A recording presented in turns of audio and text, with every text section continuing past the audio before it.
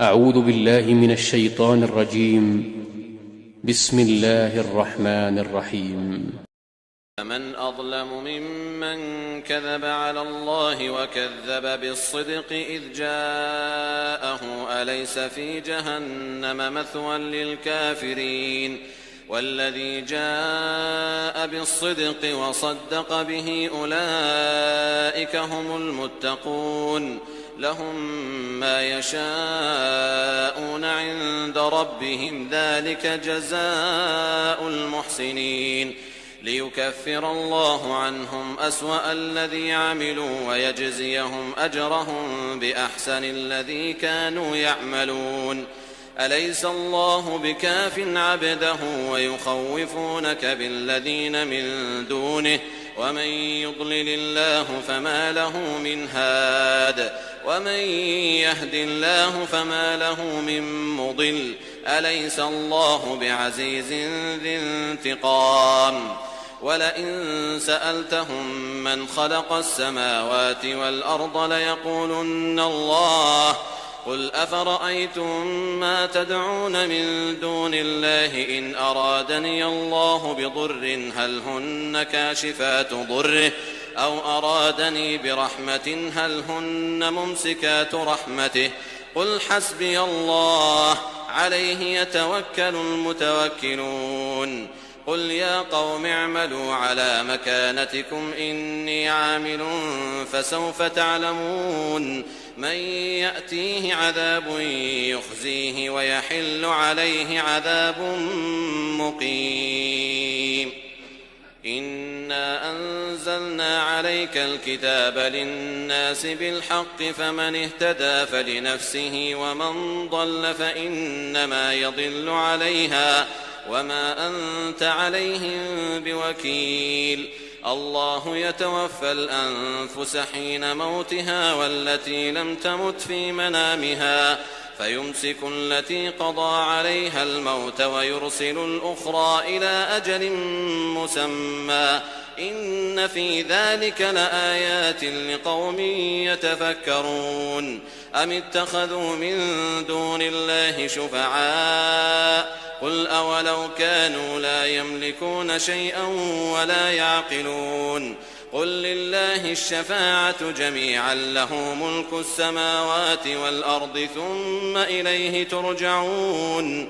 وإذا ذكر الله وحده اشمأزت قلوب الذين لا يؤمنون بالآخرة وإذا ذكر الذين من دونه إذا هم يستبشرون قل اللهم فاطر السماوات والأرض عالم الغيب والشهادة أنت تحكم بين عبادك فيما كانوا فيه يختلفون ولو أن للذين ظلموا ما في الأرض جميعا ومثله معه لافتدوا به من سوء العذاب يوم القيامة وبدا لهم من الله ما لم يكونوا يحتسبون وبدا لهم سيئات ما كسبوا وحاق بهم ما كانوا به يستهزئون فإذا مس الإنسان ضر دعانا ثم إذا خولناه نعمة منا قال إنما أوتيته على علم بل هي فتنة ولكن أكثرهم لا يعلمون قد قالها الذين من قبلهم فما أغنى عنهم ما كانوا يكسبون فأصابهم سيئات ما كسبوا والذين ظلموا من هؤلاء سيصيبهم سيئات ما كسبوا وما هم بمعجزين أولم يعلموا أن الله يبسط الرزق لمن يشاء ويقدر إن في ذلك لآيات لقوم يؤمنون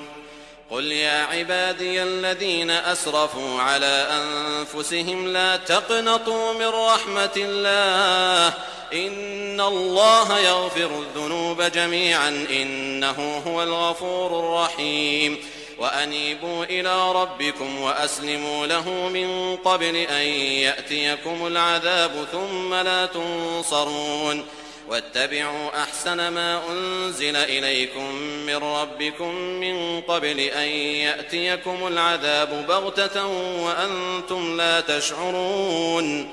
أن تقول نفس يا حسرة على ما فرطت في جنب الله وإن كنت لمن الساخرين أو تقول لو أن الله هداني لكنت من المتقين أو تقول حين ترى العذاب لو أن لي كرة فأكون من المحسنين بلى قد جاءتك آياتي فكذبت بها واستكبرت وكنت من الكافرين ويوم القيامة ترى الذين كذبوا على الله وجوههم مسودة أليس في جهنم مثوى للمتكبرين وينجي الله الذين اتقوا بمفازتهم لا يمسهم السوء ولا هم يحزنون الله خالق كل شيء وهو على كل شيء وكيل له مقاليد السماوات والأرض والذين كفروا بآيات الله أولئك هم الخاسرون قل أفغير الله تأمروني أعبد أيها الجاهلون ولقد أوحي إليك وإلى الذين من قبلك لئن أشركت ليحبطن عملك ولتكونن من الخاسرين بل الله فاعبد وكن من الشاكرين وما قدر الله حق قدره والأرض جميعا قبضته يوم القيامة والسماوات مطويات بيمينه سبحانه وتعالى عما يشركون ونفخ في الصور فصعق من في السماوات ومن في الأرض إلا من شاء الله ثم نفخ فيه أخرى فإذا هم قيام ينظرون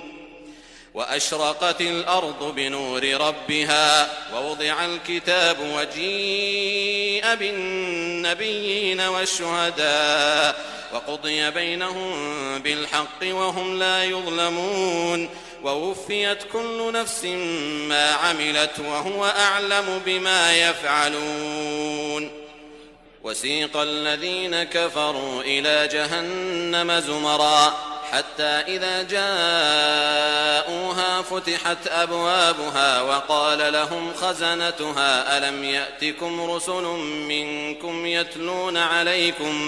يتلون عليكم آيات ربكم وينذرونكم لقاء يومكم هذا قالوا بلى ولكن حقت كلمة العذاب على الكافرين قيل ادخلوا أبواب جهنم خالدين فيها فبئس مثوى المتكبرين وسيق الذين اتقوا ربهم إلى الجنة زمرا حتى إذا جاءوها وفتحت أبوابها وقال لهم خزنتها سلام عليكم طبتم فادخلوها خالدين وقالوا الحمد لله الذي صدقنا وعده وأورثنا الأرض نتبوأ من الجنة حيث نشاء فنعم أجر العاملين وترى الملائكة حافين من حول العرش يسبحون بحمد ربهم وقضي بينهم بالحق وقيل الحمد لله رب العالمين بسم الله الرحمن الرحيم حميم تنزيل الكتاب من الله العزيز العليم غافر الذنب وقابل التوب شديد العقاب ذي الطول لا إله إلا هو إليه المصير ما يجادل في آيات الله إلا الذين كفروا فلا يغررك تقلبهم في البلاد كذبت قبلهم قوم نوح والأحزاب من بعدهم وهمت كل أمة برسولهم ليأخذوه وجادلوا بالباطل ليدحضوا به الحق فأخذتهم فكيف كان عقاب وكذلك حقت كلمة ربك على الذين كفروا أنهم أصحاب النار الذين يحملون العرش ومن حوله يسبحون بحمد ربهم ويؤمنون به ويستغفرون للذين آمنوا ربنا وسعت كل شيء رحمة وعلما فاغفر للذين تابوا واتبعوا سبيلك وقهم عذاب الجحيم ربنا وأدخلهم جنات عدن التي وعدتهم ومن صلح من آبائهم وأزواجهم وذرياتهم إنك أنت العزيز الحكيم وقهم السيئات ومن تق السيئات يومئذ فقد رحمته وذلك هو الفوز العظيم إن الذين كفروا ينادون لمقت الله أكبر من مقتكم أنفسكم إذ تدعون إلى الإيمان فتكفرون قالوا ربنا أمتنا اثنتين وأحييتنا اثنتين فاعترفنا بذنوبنا فهل إلى خروج من سبيل ذلكم بأنه إذا دعي الله وحده كفرتم وإن يشرك به تؤمنوا فالحكم لله العلي الكبير هو الذي يريكم آياته وينزل لكم من السماء رزقا وما يتذكر إلا من ينيب فادعوا الله مخلصين له الدين ولو كره الكافرون رفيع الدرجات ذو العرش يلقي الروح من أمره على من يشاء من عباده لينذر يوم التلاق يوم هم بارزون لا يخفى على الله منهم شيء لمن الملك اليوم لله الواحد القهار اليوم تجزى كل نفس بما كسبت لا ظلم اليوم إن الله سريع الحساب وأنذرهم يوم الآزفة إذ القلوب لدى الحناجر كاظمين ما للظالمين من حميم ولا شفيع يطاع يعلم خائنة الأعين وما تخفي الصدور والله يقضي بالحق والذين يدعون من دونه لا يقضون بشيء إن الله هو السميع البصير أولم يسيروا في الأرض فينظروا كيف كان عاقبة الذين كانوا من قبلهم كانوا هم أشد منهم قوة وآثارا في الأرض فأخذهم الله بذنوبهم وما كان لهم من الله من واق ذلك بأنهم كانت تأتيهم رسلهم بالبينات فكفروا فأخذهم الله إنه قوي شديد العقاب ولقد أرسلنا موسى بآياتنا وسلطان مبين إلى فرعون وهامان وقارون فقالوا ساحر كذاب فلما جاءهم بالحق من عندنا قالوا اقتلوا أبناء الذين آمنوا معه واستحيوا نساءهم وما كيد الكافرين إلا في ضلال وقال فرعون ذروني أقتل موسى وليدع ربه إني أخاف أن يبدل دينكم أو أن يظهر في الأرض الفساد وقال موسى إني عذت بربي وربكم من كل متكبر لا يؤمن بيوم الحساب وقال رجل مؤمن من آل فرعون يكتم إيمانه أتقتلون رجلا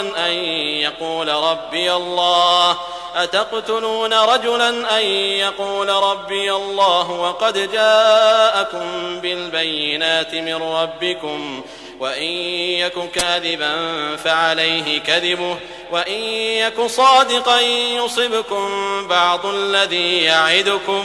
إن الله لا يهدي من هو مسرف كذاب يا قوم لكم الملك اليوم ظاهرين في الأرض فمن ينصرنا من بأس الله إن جاءنا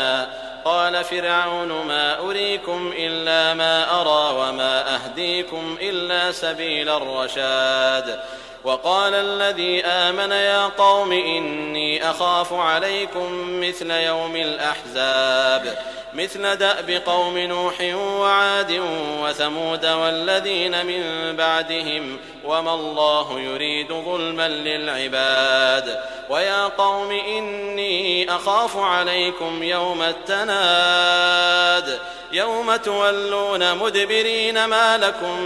من الله من عاصم ومن يضلل الله فما له من هاد ولقد جاءكم يوسف من قبل بالبينات فما زلتم في شك مما جاءكم به حتى إذا هلك قلتم لن يبعث الله من بعده رسولا كذلك يضل الله من هو مسرف مرتاب الذين يجادلون في آيات الله بغير سلطان أتاهم كبر مقتا عند الله وعند الذين آمنوا كذلك يطبع الله على كل قلب متكبر جبار وقال فرعون يا هامان ابن لي صرحا لعلي أبلغ أسباب السماوات فأطلع إلى إله موسى وإني لأظنه كاذبا وكذلك زين لفرعون سوء عمله وصد عن السبيل وما كيد فرعون إلا في تباب وقال الذي آمن يا قوم اتبعون أهدكم سبيل الرشاد يا قوم إنما هذه الحياة الدنيا متاع وإن الآخرة هي دار القرار من عمل سيئة فلا يجزى إلا مثلها ومن عمل صالحا من ذكر أو أنثى وهو مؤمن فأولئك يدخلون الجنة يرزقون فيها بغير حساب ويا قوم ما لي أدعوكم إلى النجاة وتدعونني إلى النار تدعونني لأكفر بالله وأشرك به ما ليس لي به علم وأنا أدعوكم إلى العزيز الغفار لا جرم أن ما تدعونني إليه ليس له دعوة في الدنيا ولا في الآخرة وأن مردنا إلى الله وأن المسرفين هم أصحاب النار فستذكرون ما أقول لكم وأفوض أمري إلى الله إن الله بصير بالعباد فوقاه الله سيئات ما مكروا وحاق بآل فرعون سوء العذاب النار يعرضون عليها غدوا وعشيا ويوم تقوم الساعة أدخلوا آل فرعون أشد العذاب وإذ يتحاجون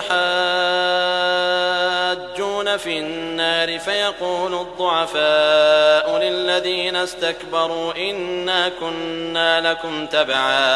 فيقول الضعفاء للذين استكبروا إنا كنا لكم تبعا فهل أنتم مغنون عنا نصيبا من النار قال الذين استكبروا إنا كل فيها إن الله قد حكم بين العباد وقال الذين في النار لخزنة جهنم ادعوا ربكم يخفف عنا يوما من العذاب قالوا أولم تك تأتيكم رسلكم بالبينات قالوا بلى قالوا فادعوا وما دعاء الكافرين إلا في ضلال إنا لننصر رسلنا والذين آمنوا في الحياة الدنيا ويوم يقوم الأشهاد يوم لا ينفع الظالمين معذرتهم ولهم اللعنة ولهم سوء الدار ولقد آتينا موسى الهدى وأورثنا بني إسرائيل الكتاب هدى وذكرى لأولي الألباب فاصبر إن وعد الله حق واستغفر لذنبك وسبح بحمد ربك بالعشي والإبكار إن الذين يجادلون في آيات الله بغير سلطان أتاهم إن في صدورهم إلا كبر ما هم ببالغيه فاستعذ بالله إنه هو السميع البصير لخلق السماوات والأرض أكبر من خلق الناس ولكن أكثر الناس لا يعلمون وما يستوي الأعمى والبصير والذين آمنوا وعملوا الصالحات ولا المسيء قليلا ما تتذكرون إن الساعة لآتية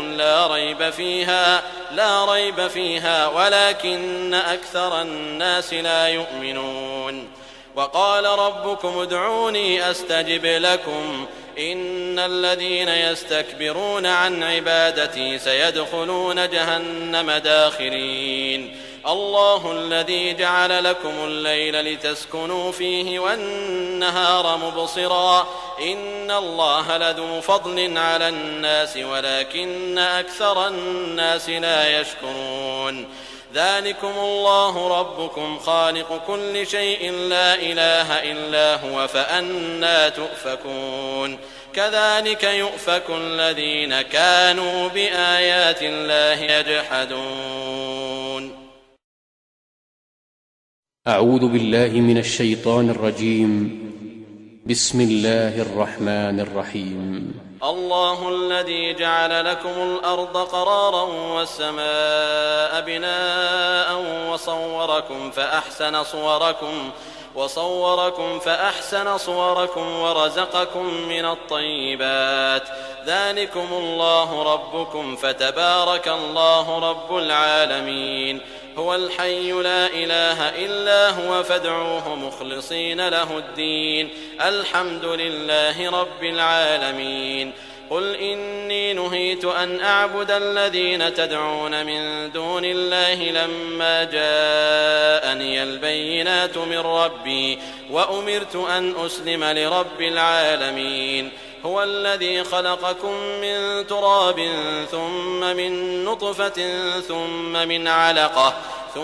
من علقة ثم يخرجكم طفلا ثم لتبلغوا أشدكم ثم لتكونوا شيوخا ومنكم من يتوفى من قبل ولتبلغوا أجلا مسمى ولعلكم تعقلون هو الذي يحيي ويميت فإذا قضى أمرا فإنما يقول له كن فيكون ألم تر إلى الذين يجادلون في آيات الله أنى يصرفون الذين كذبوا بالكتاب وبما أرسلنا به رسلنا فسوف يعلمون إذ الأغلال في أعناقهم والسلاسل يسحبون في الحميم ثم في النار يسجرون ثم قيل لهم أين ما كنتم تشركون من دون الله قالوا ضلوا عنا بل لم نكن ندعو من قبل شيئا كذلك يضل الله الكافرين ذلكم بما كنتم تفرحون في الأرض بغير الحق وبما كنتم تمرحون ادخلوا أبواب جهنم خالدين فيها فبئس مثوى المتكبرين فاصبر إن وعد الله حق فإما نرينك بعض الذي نعدهم أو نتوفينك فإلينا يرجعون ولقد أرسلنا رسلا من قبلك منهم من قصصنا عليك ومنهم من لم نقصص عليك وما كان لرسول أن يأتي بآية إلا بإذن الله فإذا جاء أمر الله قضي بالحق وخسر هنالك المبطلون الله الذي جعل لكم الأنعام لتركبوا منها ومنها تأكلون ولكم فيها منافع ولتبلغوا عليها حاجة في صدوركم وعليها وعلى الفلك تحملون ويريكم آياته فأي آيات الله تنكرون أفلم يسيروا في الأرض فينظروا كيف كان عاقبة الذين من قبلهم كانوا أكثر منهم وأشد قوة وآثارا في الأرض فما أغنى عنهم ما كانوا يكسبون فلما جاءتهم رسلهم بالبينات فرحوا بما عندهم من العلم وحاق بهم ما كانوا به يستهزئون فلما رأوا بأسنا قالوا آمنا بالله وحده وكفرنا بما كنا به مشركين فلم يك ينفعهم إيمانهم لما رأوا بأسنا سنة الله التي قد خلت في عباده وخسر هنالك الكافرون. بسم الله الرحمن الرحيم. حميم. تنزيل من الرحمن الرحيم. كتاب فصلت آياته قرآنا عربيا لقوم يعلمون بشيرا ونذيرا فأعرض أكثرهم فهم لا يسمعون وقالوا قلوبنا في أكنة مما تدعونا إليه وفي آذاننا وقر ومن بيننا وبينك حجاب فاعمل إننا عاملون قل إنما أنا بشر مثلكم يوحى إلي أنما إلهكم إله واحد فاستقيموا إليه واستغفروه وويل للمشركين الذين لا يؤتون الزكاة وهم بالآخرة هم كافرون إن الذين آمنوا وعملوا الصالحات لهم أجر غير ممنون قل أئنكم لتكفرون بالذي خلق الأرض في يومين وتجعلون له أندادا ذلك رب العالمين وجعل فيها رواسي من فوقها وبارك فيها وقدر فيها أقواتها في 4 أيام سواء للسائلين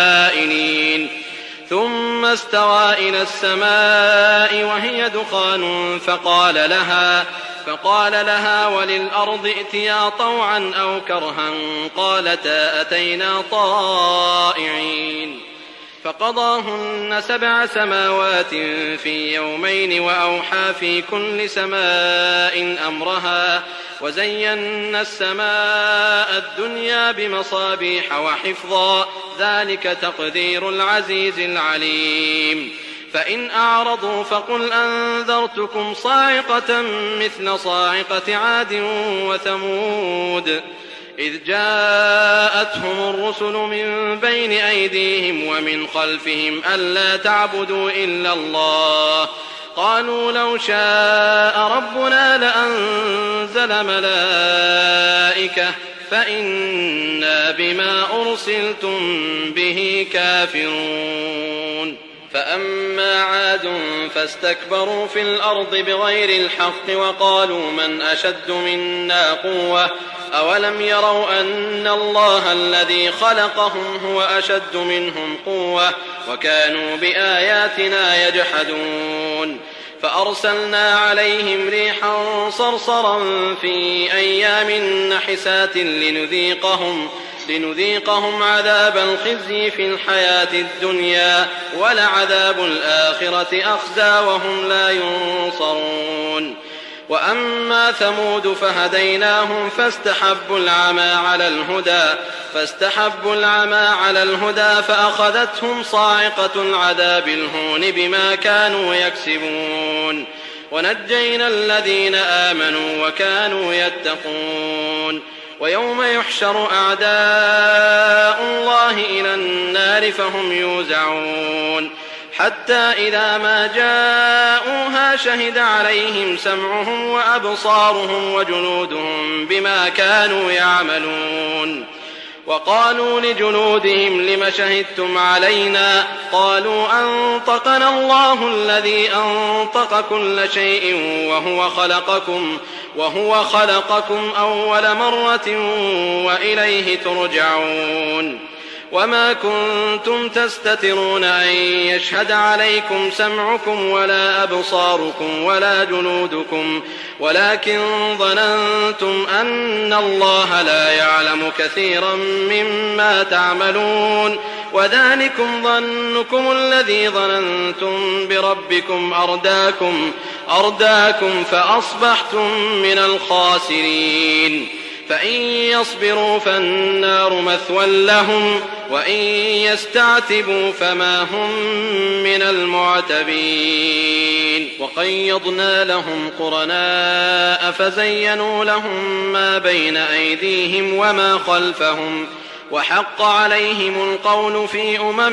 قد خلت من قبلهم من الجن والإنس إنهم كانوا خاسرين وقال الذين كفروا لا تسمعوا لهذا القرآن والغوا فيه لعلكم تغلبون فلنذيقن الذين كفروا عذابا شديدا ولنجزينهم أسوأ الذي كانوا يعملون ذلك جزاء أعداء الله النار لهم فيها دار الخلد جزاء بما كانوا بآياتنا يجحدون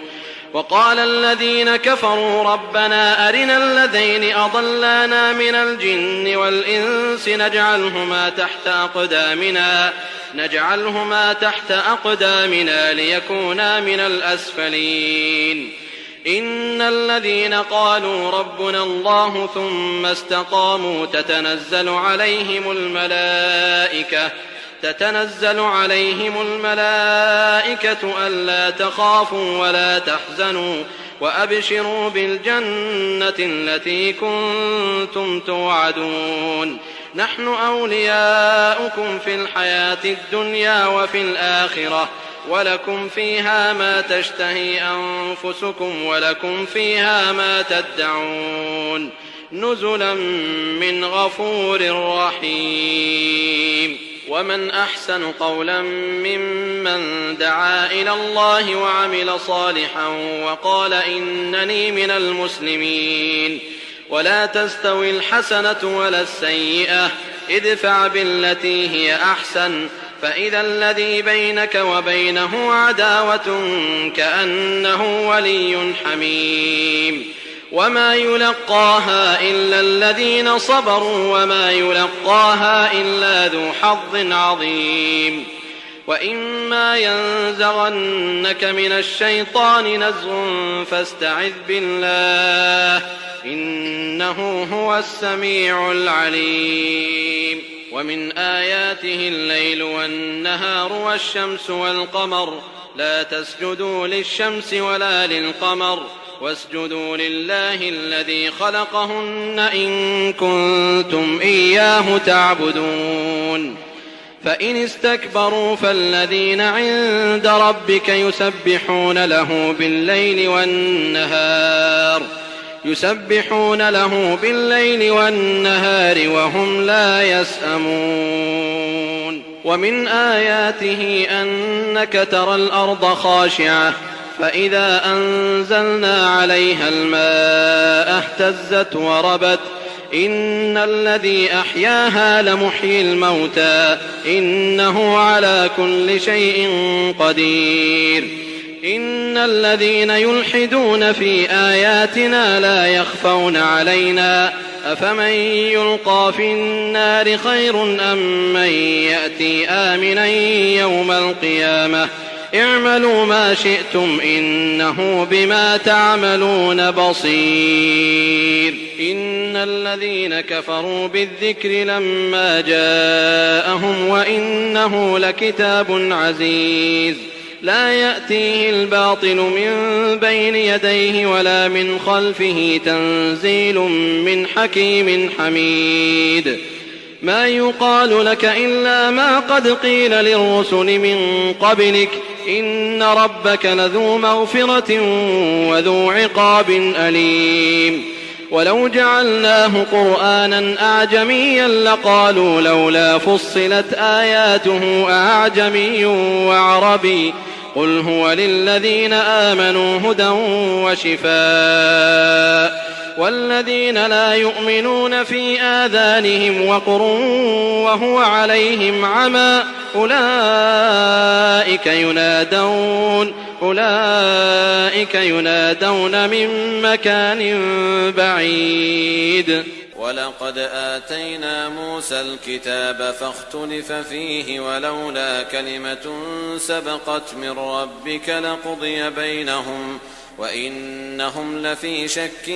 منه مريب من عمل صالحا فلنفسه ومن أساء فعليها وما ربك بظلام للعبيد